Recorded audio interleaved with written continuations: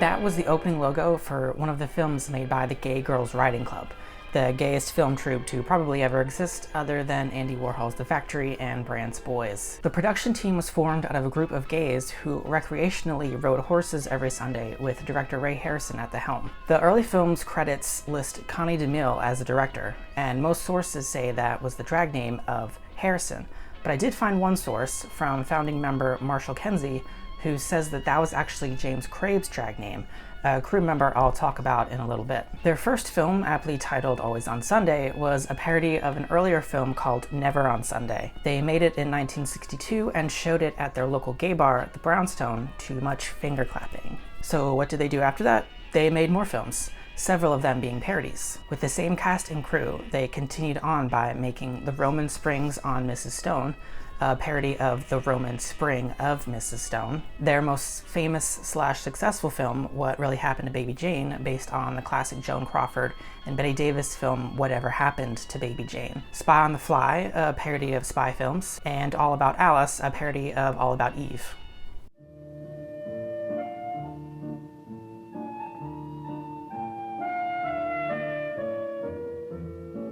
Like their horseback riding days, they filmed Always on Sunday, Always on Sunday. And for Always on Sunday, they filmed in the Brownstone, the same bar that they would go to and that the film would later be exhibited in.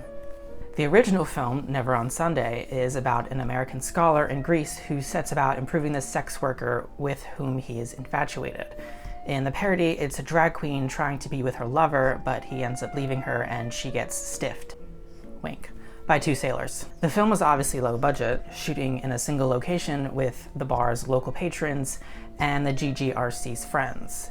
But there's still some gay whimsy that emanates, like the drag queen who's poo-bearing it with her cheeks out and the two sailors who leave in heels.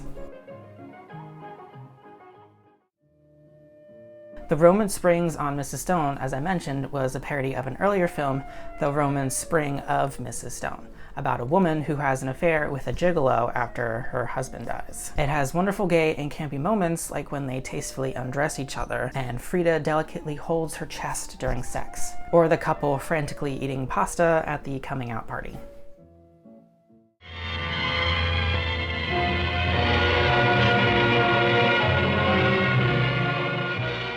Baby Jane was the first film in this collection I saw, and I genuinely was laughing my ass off at certain moments, because it 100% has the gay theatrics that you would see today, like using an obvious stunt dummy and finding humor in '69. There were, of course, similarities between this film and the original, like major plot points and characters, and the differences that do exist between these two films make sense because of how theatrical and gay they are, like Blanche carrying around an Oscar for the entire film and is suddenly able to walk at the end.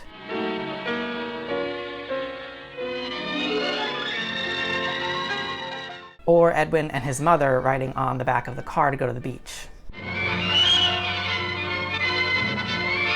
There also might have even been a Rome Open City reference. Also, the Baby Jane doll they used was an actual doll from the original movie, because if there's one thing a gay man is capable of, it's tracking down a life-size doll from a movie that came out mere months before.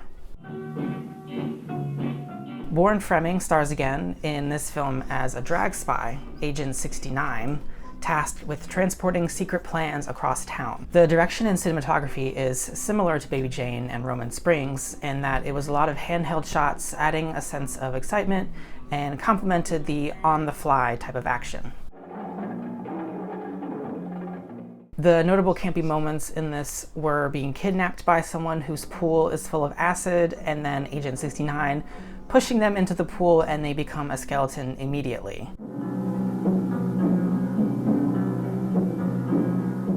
And then Agent 69 running from goons and going behind a cliff on a beach, and then right as the goons around the corner, he has done a quick change that confuses the goons in a very Bugs Bunny moment.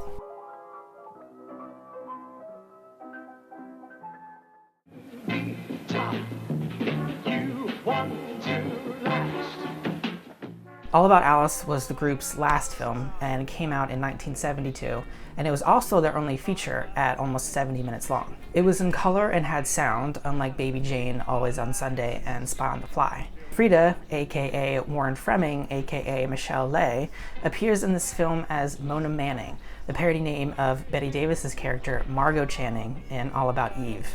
If I could describe her portrayal of this character in a sentence, it would be that she did Bette Davis better than Bette Davis. Her performance was on par with Faye Dunaway's performance as Joan Crawford in Mommy Dearest, with its correctly theatrical exaggeration of an already heavy-hitting screen diva. And if you'd like an in-depth listen on this film, the podcast Cruising the Movies has a good one with Elizabeth Purcell and KJ Shepard.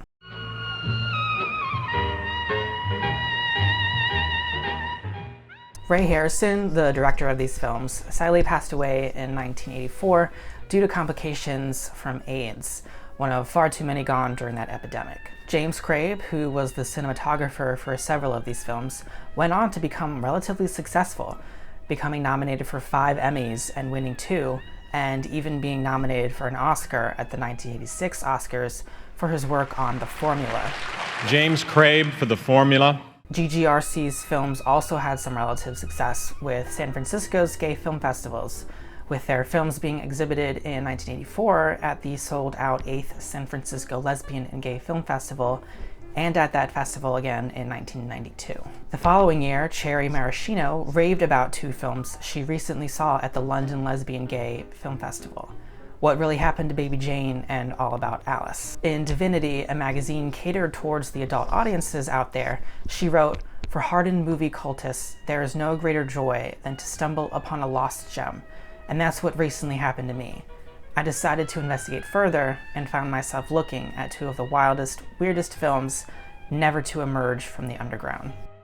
Skip ahead a couple decades, and in 2021, the American Genre Film Archive, the UCLA Film and Television Archive, and the Outfest Legacy Project teamed up to restore these films. And in August of 2024, you can grab your pet hamster and duck walk over to see them at the Seattle International Film Festival.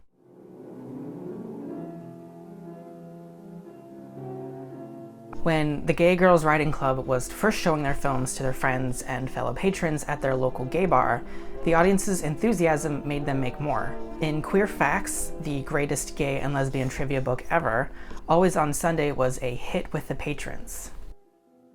For anecdotal evidence, in his memoir Spine Intact, Some Creases, author Victor J. Banas writes, "Invitations to their screenings were harder to come by than presidential appointments.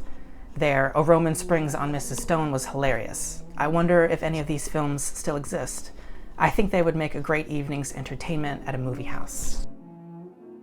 I think you're onto something there, Banas. In Behind the Screen, How Gays and Lesbians Shaped Hollywood from 1910 to 1969, William J. Mann even wrote that the original screenwriter for The Roman Spring of Mrs. Stone, Gavin Lambert, attended the premiere of the parody and was said to have enjoyed himself tremendously.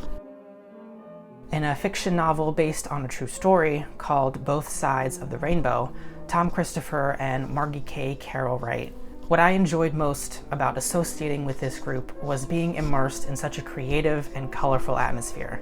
They lived to laugh and defy convention. They were human exclamation points." And that passage was in reference to the GGRC's Halloween balls, which were truly the talk of the town. Despite ending their production run with All About Alice, they continued on with their extravagant and super mega gay Halloween parties well into the 1990s, with their 33rd anniversary party happening in 1992 in Los Angeles. The Bay Area Reporter is where I found most of the references to the GGRC, and in one article from 1984, an author writes, "Rarely seen today and never widely screened outside the LA gay bars, these films, made at a time when our lives were universally portrayed in film as tragic, remain a unique affirmation of the pleasure and joy gay people take in their lives." And I think that's what makes these films so special.